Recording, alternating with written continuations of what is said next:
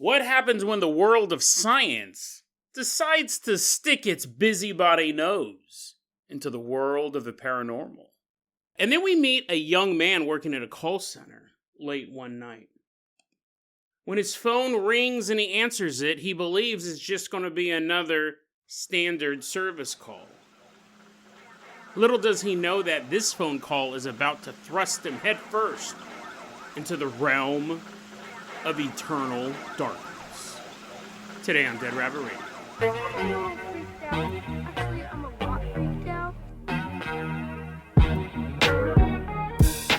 Hey everyone, welcome back to another episode of Dead Rabbit Radio. I'm your host, Jason Garbiner. I'm having a great day. I hope you guys are having a great day too. I hope you guys have some awesome plans for the weekend. I don't have any plans for the weekend, but I will say I kind of know I bought a jar of peanut butter today. I don't know why I thought that was a good idea. I ate a bunch of peanut butter. Basically a living version of Pooh Bear. I ate a bunch of peanut butter and now my tummy hurts. I don't know if I've ever told you the story of when one of the many times I thought I was dying. But before we get started on that, I think it'll be a good way to start off Friday's episode. Coming on into Dead Rabbit Radio Command, everyone get on your feet and give it up for Michael R. Woohoo, yeah, yay, woohoo. Coming on in, he's wheeling in jars of peanut butter. Oh, man. Michael R. joined the YouTube memberships recently. So, Michael, this is for you. You're going to be our captain, our pilot this episode. If you guys can't support the show financially, I totally understand through the Patreon or YouTube memberships or PayPal donations, whatever. I get it. Just help spread the word about Dead Rabbit Radio. That helps out so much. Tell your friends, tell your family, tell everyone you know. Dead Rabbit Radio is your favorite paranormal show. And what a better way to start off a paranormal show than to talk about a time I made a series of bad decisions. Michael R., let's go ahead and get this started. I'm going to toss you the keys to the Jason Jalopy. Let's leave behind Dead Rabbit Radio Command. Why don't you drive us all the way out to my grandma's house? I'll keep this short, because this really has nothing to do with ghosts. It's just peanut butter reminded me of this, and whenever I tell this story in person, people tend to like it. People tend to laugh at my misery. But we have talked about my grandma's house in the past. I've had some paranormal encounters there. That's where I was seeing the Blue Boy. That's not where I initially saw him, but he was following me there. That's the first time I saw Shadow Man, was in my grandma's backyard. I'll put those episodes in the show notes. My grandma's house was definitely charged with something. But on this particular day, I was super broke. I was super broke. I think this started when I made a series of bad decisions at my apartment and ended up at grandma's house. But anyway, so what happened was I didn't have a lot of money. But I did happen to have a giant bag of peanuts that I'd bought who knows how long ago. A big bag of peanuts. And me and Josh, one day, my old buddy Josh from Sacramento, we went to the Jelly Belly factory. And when you go to the Jelly Belly, you're like, people are already like, oh man, I know where this story's going. You go to the Jelly Belly factory in California, you can buy bags. Buy it by the pound of jelly flops. These are Jelly Bellies that didn't pass the muster, right? They were like deformed, or the color didn't come out right, or whatever. So you're basically buying a bag of defects. They were just as tasty. They weren't rotten or anything like that. But you'd buy these big bag of belly flops. So I had like a 5-pound bag of jelly beans and probably a 2-pound bag of peanuts that I'd been sitting on for the longest time. They made very comfortable seats. I ran out of food and I was like, well, I don't have any money to eat anything, but I do have food in my house. I have 2 pounds of peanuts, 5 pounds of jelly beans. Okay. So that's what I ate. Eating a handful of jelly beans. Then, oh, you know what? Let's add a little bit of salty goodness to this. Eat a couple handful of peanuts. Oh, yeah, man, this is so good. I'm living the life. Eating jelly beans, eating peanuts. Well, I did this for probably about 3 days, maybe a little bit longer. And I started not to feel good. I go, oh man, my stomach. I don't feel good. I don't know what's going on. It didn't dawn on me that it basically made cement in my guts. Oh man, what's wrong with my stomach? It wasn't like I felt ill. It was pain. It was internal pain. It wasn't like I just was like, oh, I have a tummy ache. No, I hurt. I hurt really bad. But I didn't want to go to the doctor. I mean, if I had money for the doctor, I would have had money for food. I went to Grandma's house, because who can heal you all the time? Grandma. And I didn't know what was wrong with me. I was like, oh, Grandma, my stomach. And I'm a big crybaby, too. So, I mean, the problem is that when you cry all the time about how sick you are, when you have internal organ damage, they're like, I don't know if that's this or if it's just that you have a tummy ache because you're always complaining about your tummy. Oh, Grandma, my stomach hurts so bad. Oh, and she's like, well, why don't you just kind of hang out for a bit? Oh, Grandma, oh. And this was kind of the peak of it. I was at my grandma's house for maybe 2 days. Oh, my stomach. And I realized I was starting to put two and two together. Like I put the peanuts and the jelly beans together in my tummy. Started to realize a couple different things. One, I hadn't gone to the bathroom in probably about the same amount of time. It's probably been 3 days since I had gone to the bathroom. I remember laying on my grandma's couch in intense pain. But my body's like, okay, dude, we're going to try to, like, through the pain signals, the brain's going to try to think for you, buddy, because you're missing some clues. One, you haven't gone to the bathroom in a couple days, which is unusual for me, and I'd argue unusual for most people. You ate peanuts and jelly beans. That's all you ate for days. And you created this sludge. This, basically, if you wanted to create something, it was a total lack of moisture. I can't think of any two things that you'd want to put together more. They go, dude, you have in your intestines a long, and possibly you might have to go get surgery, long, hard obstruction in your body. Now, you have to get rid of this. You have to push it out. I remember, like, thinking, like, it's not going anywhere. And I could feel it. So this is the thing. I would say I had a stomach ache. Better term, I should have went to my grandma and go, I have an intestine ache. Because at that point, she would have been like, oh, soup's not going to help you if your intestines hurt. For the next few hours, I was rolling around on my grandma's couch. I remember this very vividly. I remember everyone being like, I'm sorry, bro. We're going to be in the other room watching television as you whine and complain and possibly die here. I remember I could feel it move through my body. Now you may go, Jason, intestines don't have any nerve endings. I don't know if they do or don't. All I do know is that if you want to replicate this experiment, go nuts, literally, and then go jelly beans. I could feel the pain moving through my body. I remember going, oh, I will never, ever make that mistake again. Now, to be fair, it was a very circumstantial mistake. How often do you have nothing but jelly beans and peanuts in your house? But I remember after the pain was gone, I made cement in my body. And I got rid of it. Luckily, I'm not saying to this day, I'm still in intense pain. I have to edit out my screams of pain. But yeah, so let there be a cautionary tale. Let there be a cautionary tale. If you ever become broke and you only have peanuts and jelly beans, don't combine them. Do not combine them. Unless you want a couple reasons to call in sick to work for the next few days. But in that case, I'd just say lie. Instead of possibly creating a blockage in your body. Michael R., let's go ahead and toss. He's like, what? That's gross. Why did I drive us here? Just to hear you moan and wail on the couch. Michael R., let's go ahead and toss you the hair hang glider. We'll jump off my grandma's house. Glide us all the way out to the bedroom. She just turned around back at my grandma's house. I was like, oh, I remember one day I was in my bedroom. I had to poop really bad. No, this is a really weird story. We're gliding out to a bedroom. Maybe your bedroom. Maybe you've experienced this.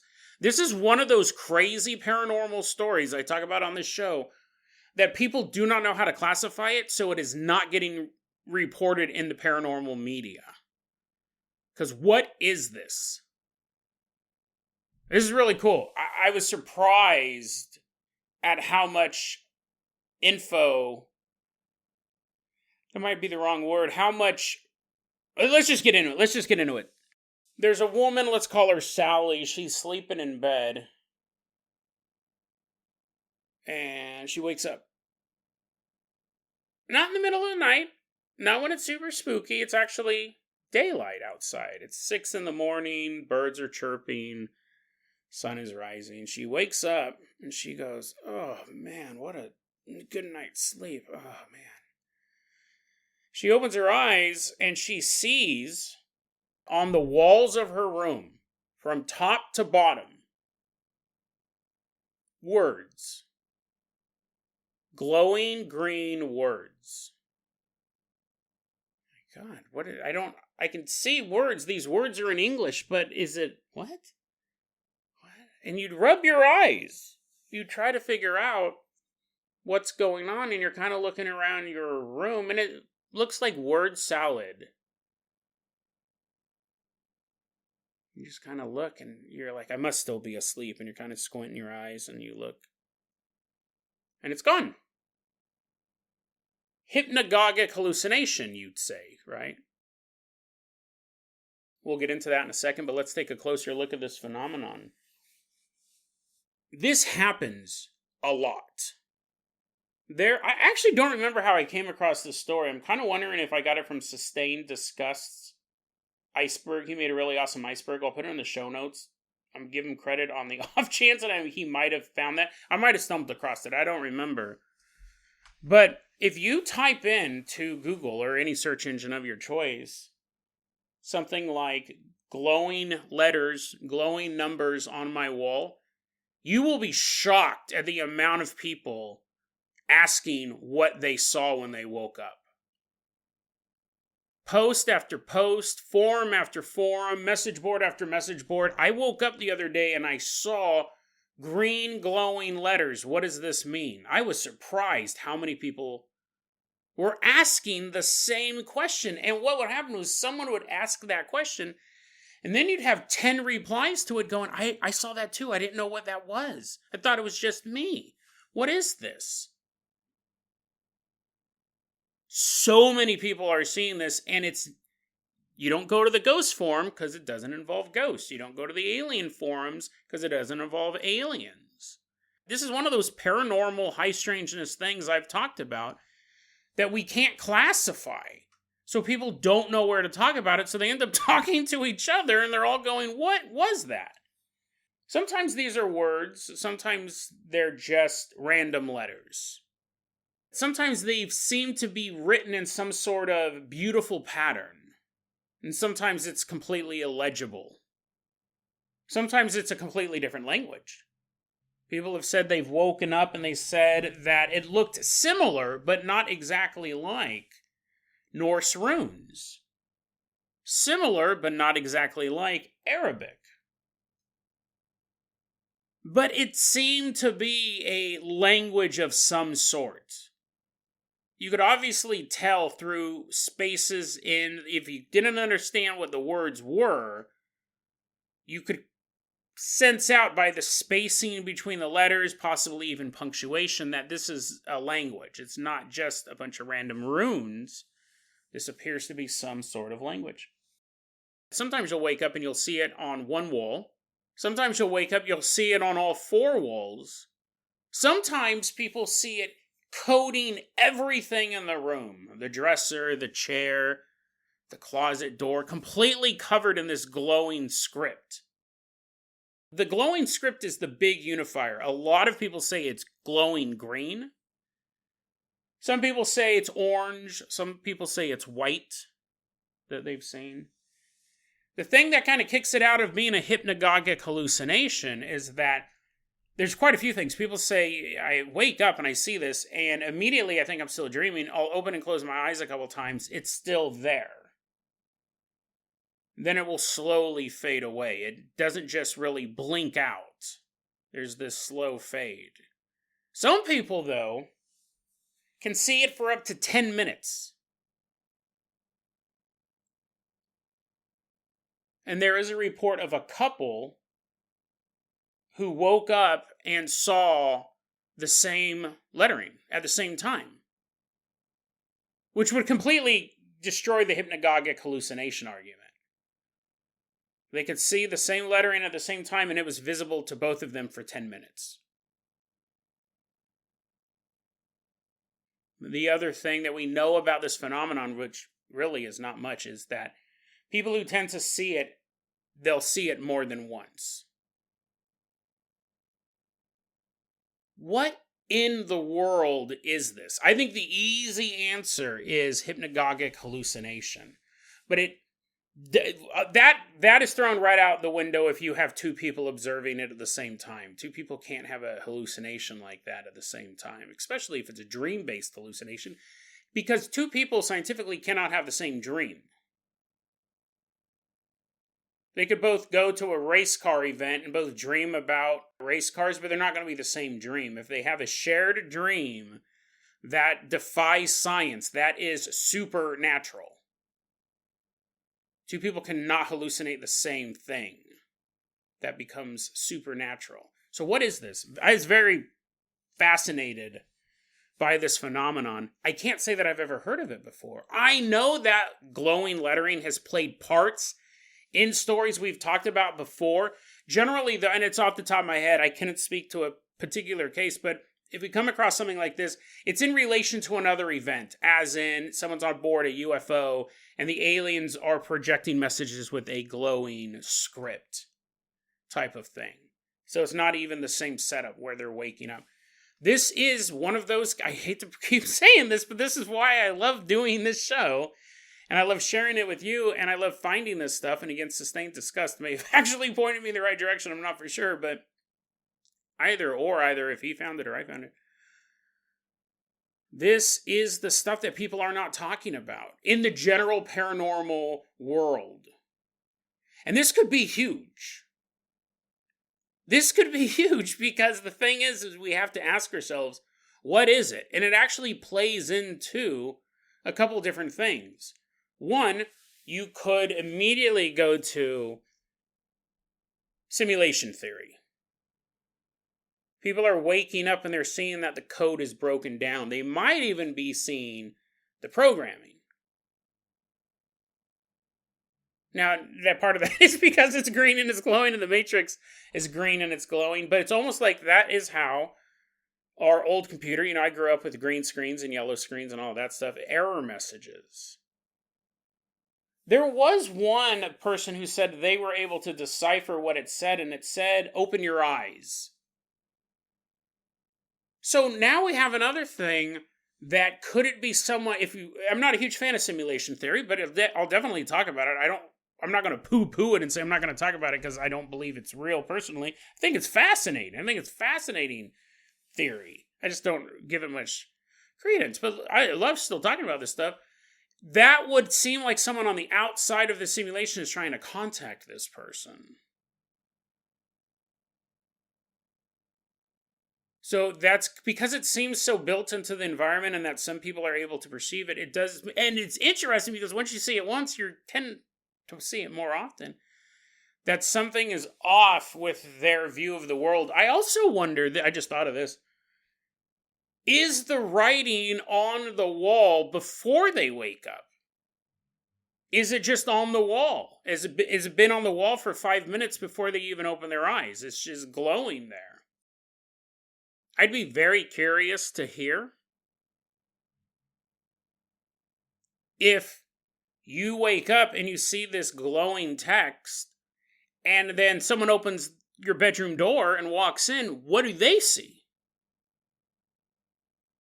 Because we don't have any experiences like that.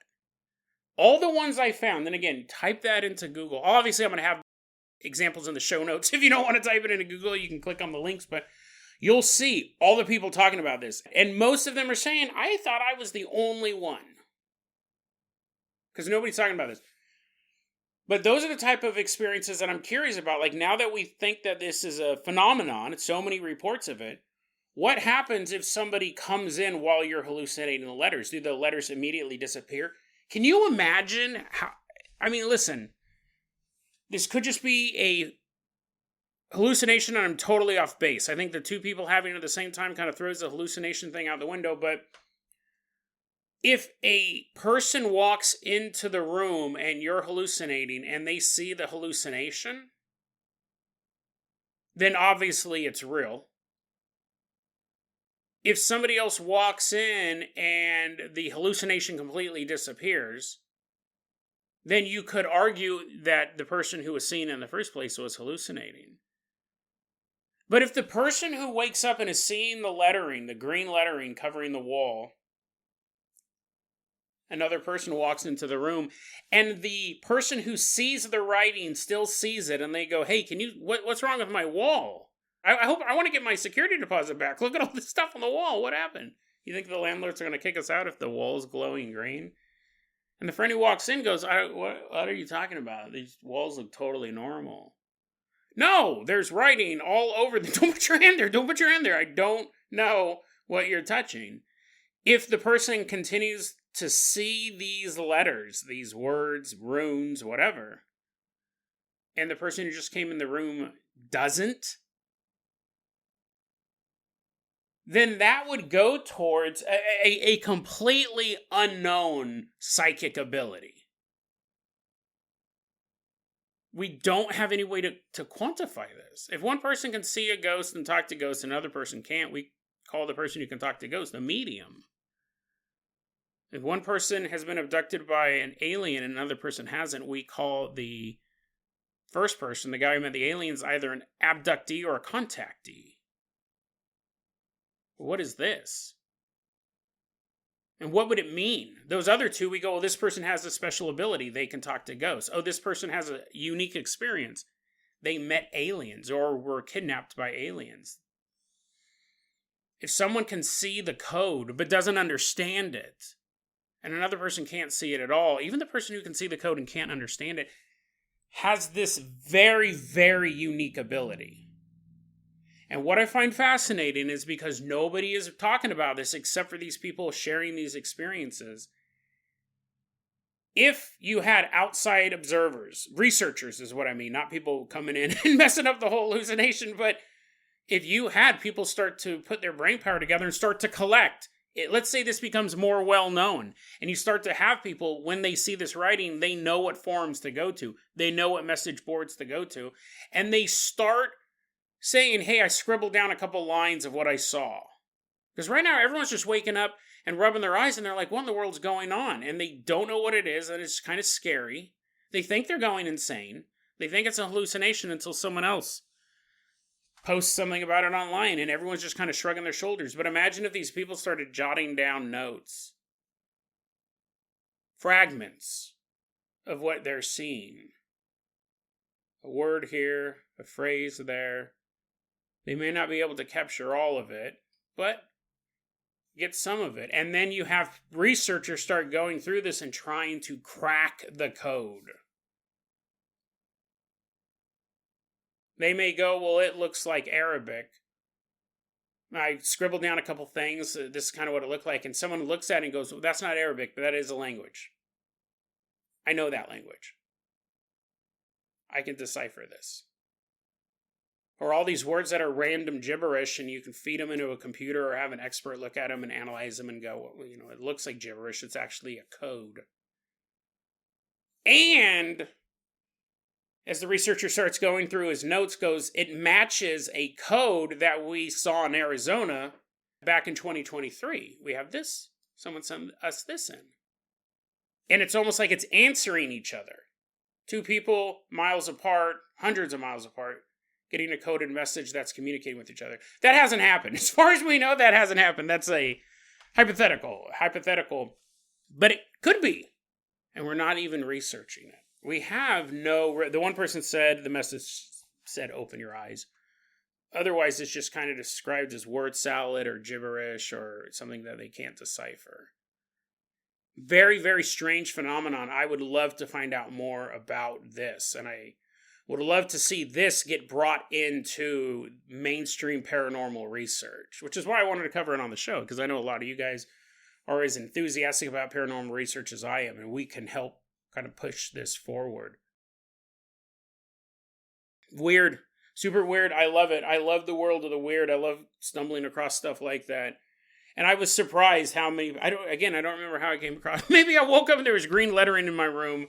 Told me to go to Quora. But yeah, I was shocked. Because I'll be honest, when I first came across this story, I go, oh, it's just a hallucination. It's hypnagogic hallucination. These happen all the time. And so once I started finding all these people having the same hallucination, it started to make me kind of doubt my first instinct And I kept digging more, and I go, this is a phenomenon. Phenomenon. So what does it mean? Phenomenon. Michael R., let's go ahead and toss you the keys to the world. Famous Carpenter Copter. We are leaving behind the green glowing script. Who knows where that mystery will lead us? Fly us all the way out to Canada. I mentioned the other day I saw Civil War. I really liked it. The more I think about it, I really like it. There's no good guys or bad guys. Like, people are trying to put their political priors, saying, oh, this guy's this and that guy's that and this guy. But really, you don't know if the whole Civil War is for good or for evil. You just don't know. They don't ever tell you who the good guys are and who the bad guys are. Everybody commits multiple war crimes, and they're all wearing the same uniform.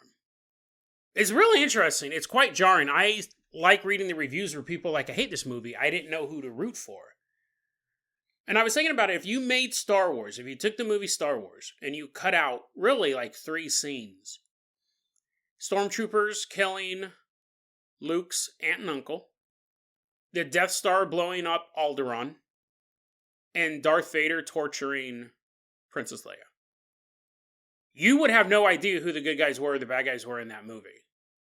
You have a rebel faction and an empire that wants to maintain stability. And you could trust the characters who say that the empire is evil.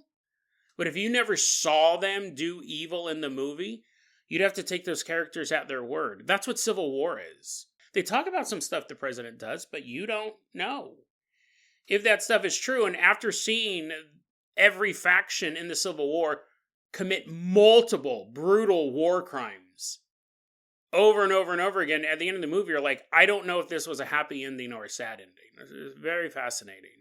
It's weird. It is weird to watch a movie where you don't know who to root for. You have no idea. Again, you can come in with your political priors and go, well, that guy's supposed to be Biden. He's kind of a dummy. He has to read off a teleprompter and fakes getting mad. So that guy's Biden. Or you go, well, you know, that guy's Trump, because they say that he disbanded the FBI, and Trump's talked about them. That's it. Those are the only real comparisons you can make.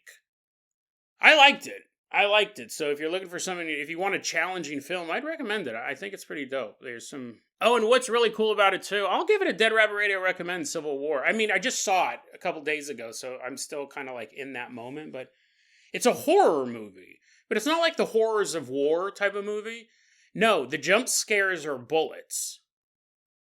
You'll be watching a really, really quiet scene, beautiful, evocative, and then it cuts to the loudest gunshots. The sound design, top notch in Civil War. That's why I've seen it in the theater was fantastic. It's like Squid Game, where they made the bullets, the gunshots, really, really loud, and they stood out, and they actually made you flinch, as opposed to like Expendables, where you just kind of get used to it. Civil War, they'll cut from one scene. It's a jump scare. It's a jump scare to see 3 characters hanging out at night watching a battle 30 miles away to the next second, the loudest gunshot you'll ever hear in a movie theater, and a man pinned down behind a pillar screaming for his buddies to help him out. Dead Rabbit Radio recommends Civil War. It's dope. It's very challenging. If you go in with no putting anything over the characters, you don't know who to root for. It's absolutely fascinating. Michael R. is taking us out to Canada. Specifically, we're headed out to Saskatchewan, Canada. It's August 2012. It's late at night. We're about to meet a young man. We're going to call him Chuck. Chuck is working at a call center, and he does internet support. So people call up and say, hey, I can't get on the internet. What's going on? Okay, well, let's check some things out. Go and unplug and then plug back in your modem. Okay, I'll try that out. Hey, it works. Oh, yeah. That's what we're here for, buddy. Have a good night. Do that 300 times a day, 300 times a day, and you got the life of a call center employee. We have Chuck working at this call center. This is late at night, so there's only one other person in the building. We're going to call this guy James. And James is sitting there. His phone. Generally, a call center, the phone don't ring. There's like a beep, but beep. Hey, yeah, this is James for ISP United. How can I help you? James is taking this call, and Chuck's just kind of sitting there. Boop. His phone beeps. Hi, this is Chuck. Thanks for calling. Can I get your name and phone number, please? Hello? The voice says on the other line. Chuck kind of pauses for a second and goes, hello? The caller then asks, is this ISP United? That's a fake company name. Don't look them up and harass them if they really exist. The caller calls up and says, is this ISP United? Chuck's like, yeah, it is. You got the right number. What can I help you with? The caller says, my name is Jorge Vargas, and something's really wrong here. I'm at home, and my internet's down, and none of my electronics are working. I don't... nothing's turning on. I don't know. Okay. Chuck thinks, it's probably a power outage if nothing's working. Jorge, can I get your phone number? Yeah, sure. And Jorge gives Chuck the phone number, and Chuck's typing it into his customer database, and they don't have a customer named Jorge Vargas. In fact, the area code Jorge is calling from is not an area that this call center normally services. They're really calling the wrong call center all around. And Chuck is, like, you might get this type of... I've worked in call centers in the past. You get stuff like this, and you can't just hang up on the guy, right? Everything's recorded, everything's timed. So you do want to get things done in a certain manner quickly. Well, Chuck's talking to Jorge, and, he's seeing all this. He's not a customer. He's not in an area that ISP United even services. Chuck goes, you said that all the electricity, none of your devices work, the internet's out. So what exactly is going on? Like, is there a power outage? Like, what could be causing all of this stuff? And Jorge goes, no, I don't know. I mean, I know I could probably reset my modem, but I don't even know where the modem's at in here. But, I mean, if it's in another room, I can't go there. Chuck's like, what? What do you mean you can't go there? And Jorge goes, well, I can't leave my room. I can't leave my room. It's dark in here, but, I can kind of see where the stuff's out. The light's off, but I'm not in pitch blackness. But I can't open the door.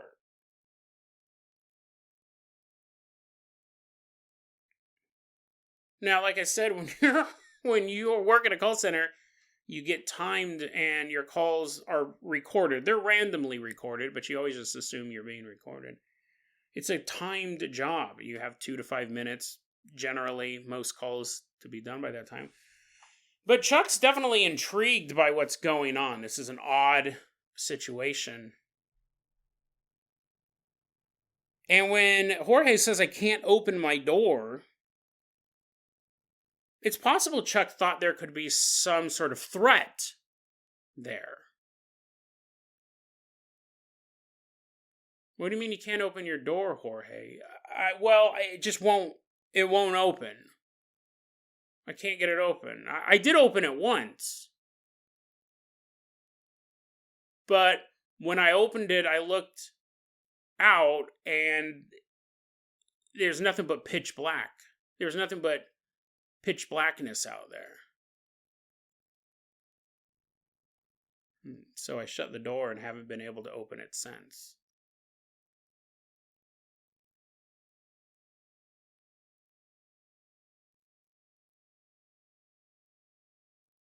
Chuck is now kind of realizing that the line is staticky.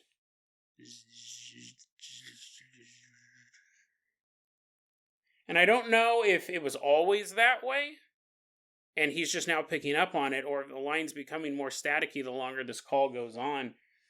But Jorge Vargas, not a customer, phone number not in their system. He types in the area code for the phone number. It's Texas. Jorge's on the line with Chuck, and he goes, hey, do you know where my family is? Chuck's kind of silent. This is more than a customer service call. This might be a mental health call. Jorge asks, do you know where my family is? Chuck goes, hey, Jorge, where do you live? What city do you live in? I live in Texas City, Texas. Chuck goes, hey, Jorge, I have a security question here. What's the date? What date is it? And Jorge goes, November 2011? And at this point, James's call has already ended, and he's looking over at Chuck, and he's kind of like shrugging his shoulders. He's like, what? That's not a security question. And Chuck's like kind of waving him off like. James is sitting close enough to hear this call. Chuck asks Jorge, when did your internet stop working? And Jorge says, well, I think someone unplugged something. Someone came into my house. Everything went dark. Nothing is working. And then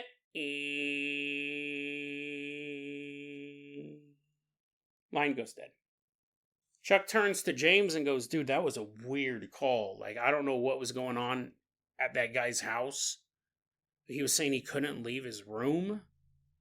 And then he said nothing was working, like the power was out, and then he couldn't leave his room, and then it was pitch blackness, and I don't know what that was. I don't know if he was like having a mental health thing. He asked me where his family was. Like, I don't know if it was a mental health thing or... Weird. That was super weird. And James goes, hey, dude, write down that ticket number on that call.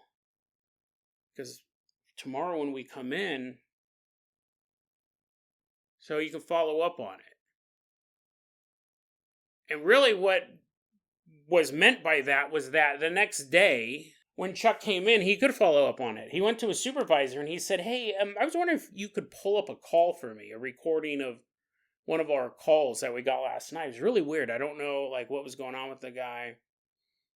Something seemed off. I'm kind of worried about him. I got the city he lives in, his name, his phone number, so like if we have to like call the police or anything like that, I'm sure we can do that. Supervisor's like, yeah, let's check it out. She leaves, and then she comes back to Chuck and she goes, hey, dude, I pulled up that number. I pulled up that call you gave me with that ticket number.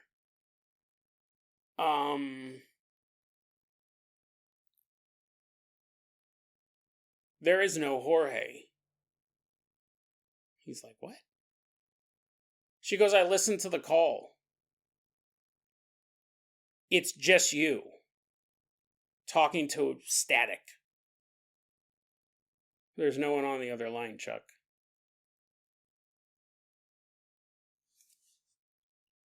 Chuck thinks he has the mental health issue. Chuck knows he took this phone call. He knows it was a thing. Plus, how did he get this information? Jorge Vargas, phone number, city. How did he get this information? It was just... He ends up Googling Jorge Vargas, Texas. And he finds a news article. November 2011. In the town of Texas City, Texas. On the 700 block of Amburn, Jorge Vargas, 33 years old, was at home with his family when two men broke into the home believing that Jorge Vargas had drugs on him. It was a home invasion robbery to steal these drugs. It went horribly wrong when the two gunmen murdered Jorge Vargas, murdered his 15-year-old daughter Miranda, and while they attempted to kill Jorge's son, who was unnamed in the news articles, he made it out alive, but he watched his dad and his sister die at the hands of these two gunmen.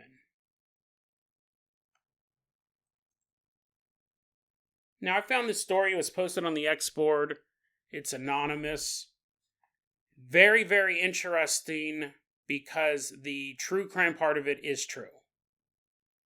When the Anon posted this on the X board, they posted their write-up and then they included a screenshot of a news website talking about the home invasion murder, and I went and I typed in Jorge Vargas, Texas, and all of these articles popped up. It looks like both men got life in prison for their sentence. The murder did happen November 2011. The son did escape. So the murder part, unfortunately, we know is true.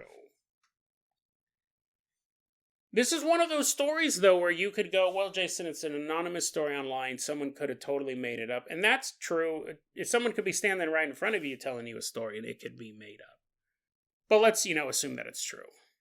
Because we don't have proof either way. I mean, if you don't believe in ghosts, well, then there's your proof that it doesn't exist. But as far as a ghost story goes, it's terrifying.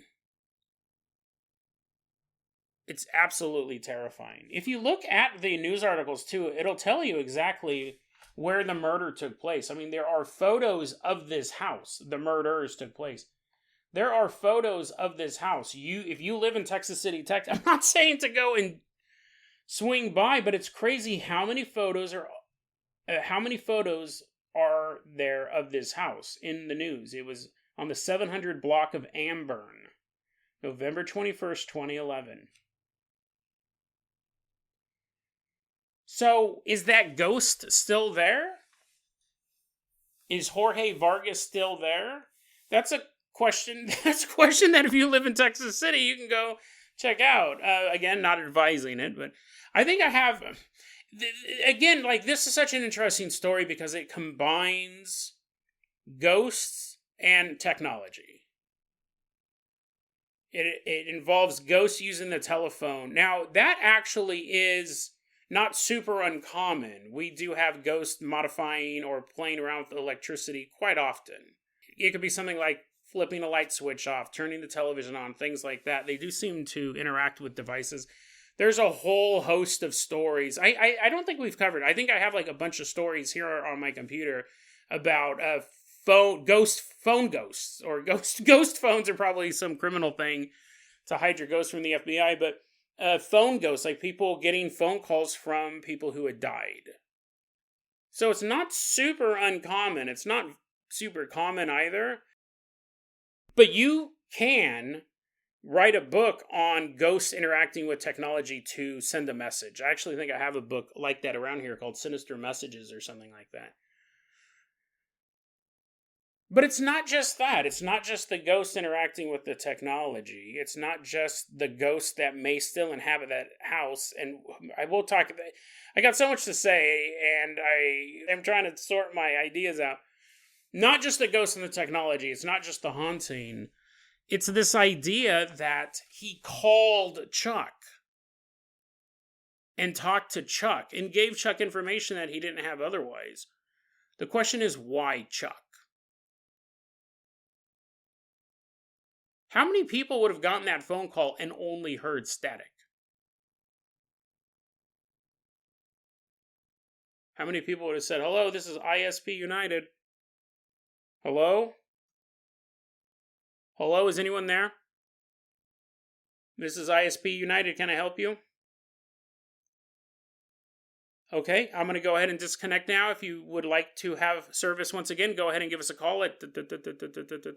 Okay. Have a great day. Click. Wouldn't have even thought about it. Just be a weird... It wouldn't even be weird. We'd get calls like that at call centers, right? Someone butt dials you, or someone calls you, or they call the wrong number or something like that, and they don't say anything, and we do have a script for that. There were scripts for everything. It was the most soul-crushing job I ever had. I've worked a lot of different jobs. Some people love call centers. I'm not knocking call centers, except that it destroyed my soul. Made some good friends there. Made some really good friends there. Lifelong friends there. But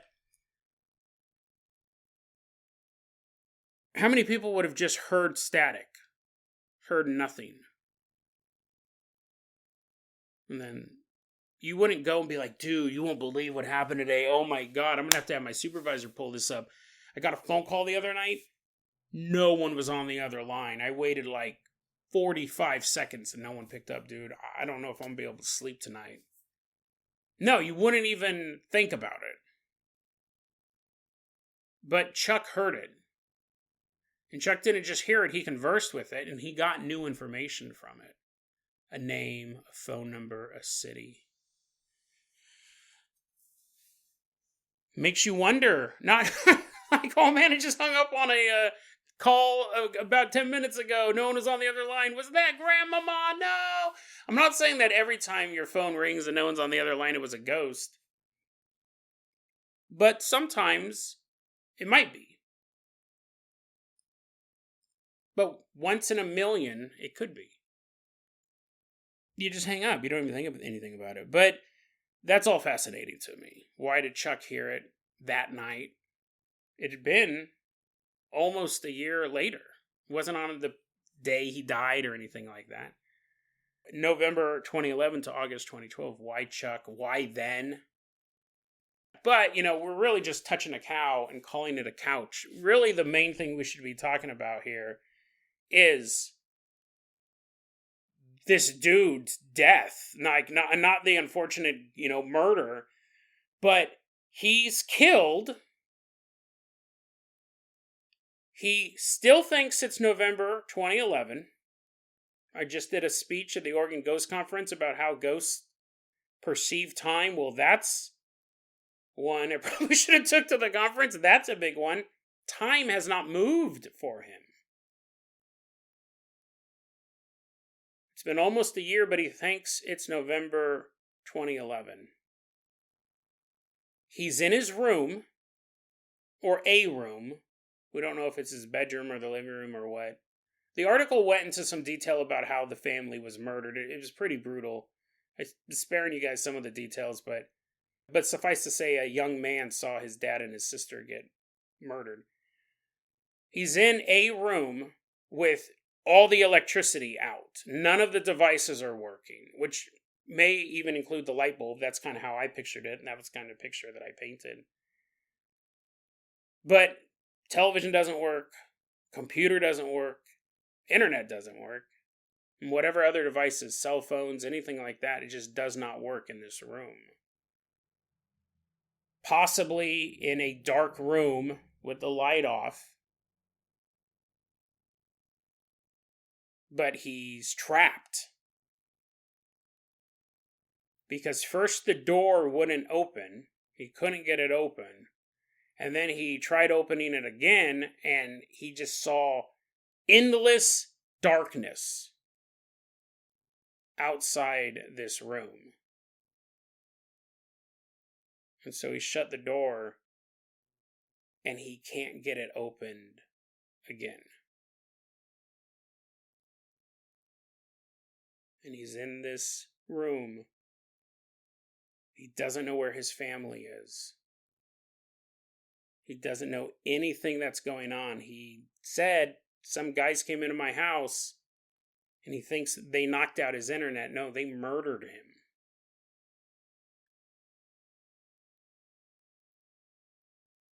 And this, as far as we know, at least in the time length of this call, November 2011 to August 2012, is his only existence. He's trapped. And he may still be trapped in this room to this day. This house may still be haunted. What I find, we got to wrap it up. I can keep going on, but there is this theory. I don't think it's ever been proven because it's something that you can't prove. But I have heard over my decades of enjoying paranormal research and reading all these books and magazines and watching these shows. But there's no way to prove this. There's no way to prove this because I don't know even how this got started, but you are given the opportunity to walk into the light. Now, that part of it, we have had people have near-death experiences and they've wanted to go into the light, and relatives or loved ones who have passed away before say, no, it's not your time. Don't go into the light. You need to go back to earth and keep on living. So that we've heard that a lot from people who have had near-death experiences. But the second part is something we don't know, which is if you die and that beam of light appears, that tunnel of light, and you choose not to go, that's it. You have 0 second chances. you step into the light when it is your time and you go into the afterlife, or you choose to stay, that tunnel never reopens. See, we have no proof of that, because that would require, that's not a near-death experience, that's a death experience. But I've heard that. Some of it's in pop culture, some of it is theory, because we don't know. Some of it could be from mediums contacting spirits, but we don't know that for sure. That if you choose not to walk into the light when it is offered to you, it never reappears. And now you are a ghost trapped on Earth for however long it takes for you to just kind of dissipate. Which, as far as we know, can be upwards to 400 or 500 years. I covered that story about the Roman ghosts. I'll put that in the show notes. It still blows my mind that there could be phantoms out there. That might be a more passive type of haunting than the trapped souls. But again, we don't know. There's so much stuff we don't know about this. But that's, listen, there's a big difference between stepping into a tunnel of light and stepping into the vast, empty darkness outside of your room. One is very inviting. One we've seen in television and in movies for so many years that if you did die and you saw that, you would go, well, I got pretty good, this place has a pretty good Rotten Tomato score. I've heard a lot of good things about this tunnel of light, and then you go flying up to it.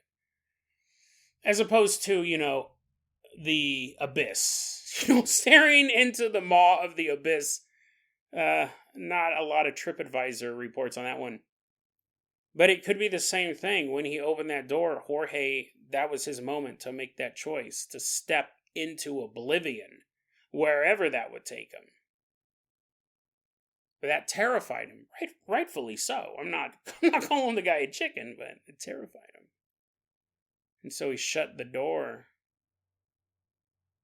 and remained in his room. But that may have been his only chance to escape. He may still be standing there in this room, still believing it's November 2011. Still trying to figure out why nothing works in this room. Still befuddled by the fact that the door won't open and he can't leave. But worst of all, he's in this room and he's wondering, where is his family? And as long as his soul is trapped, he'll never know that answer. He'll just worry and wonder and wait for a release that may never, ever come.